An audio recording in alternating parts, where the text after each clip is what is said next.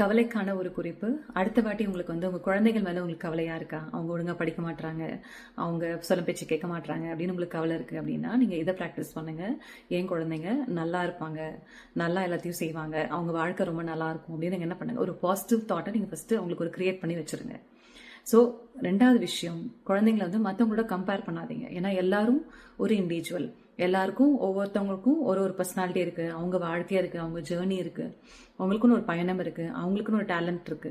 So நம்மளுடைய பொறுப்பு பெற்றோர்களா என்ன அப்படின்னா அந்த பயணத்துக்கு நம்ம சப்போர்ட் பண்ணணும், அவங்களுக்கு ஹெல்ப் பண்ணணும், அவங்களுக்கு நான் ஒரு உதாரணமா இருக்கணும்.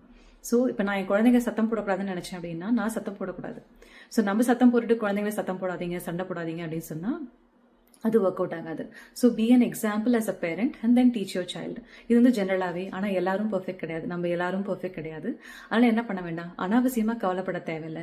ஸோ ஒரு பாசிட்டிவாக நினைங்க, அக்கறை இருக்கட்டும் குழந்தைங்க மேலே.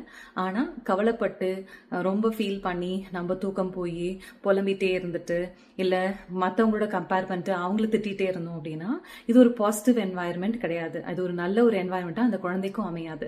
ஸோ நம்ம என்ன பண்ணணும்னா எப்பவுமே குழந்தைங்களை என்கரேஜ் பண்ணணும், அவங்கள மோட்டிவேட் பண்ணணும். அஃப்கோர்ஸ் நம்ம ஸ்ட்ரிக்டா இருக்கணும், டிசிப்ளின்டா இருக்கணும். எந்த ஒரு விஷயத்துல அவங்களுக்கு சொல்லிக் கொடுக்கணுமோ அது நம்ம டிசிப்ளின்டா அவங்களுக்கு சொல்லிக் கொடுக்கணும்.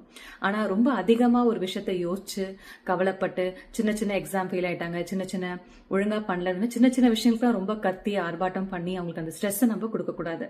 ஏன்னா நம்ம அந்த பேலன்ஸ்டா கொண்டு போனோம் அப்படின்னா குழந்தைங்க தெரிஞ்சுப்பாங்க, ஓகே இது எந்த விஷயத்துக்கு முக்கியத்துவம் கொடுக்கணும், எந்த விஷயத்த நம்ம லைட்டா எடுக்கலாம் அப்படின்னு அவங்களும் நம்மளை பார்த்து புரிஞ்சுப்பாங்க. ஸோ இதை நம்ம ட்ரை பண்ணலாம். ஓம் சாந்தி.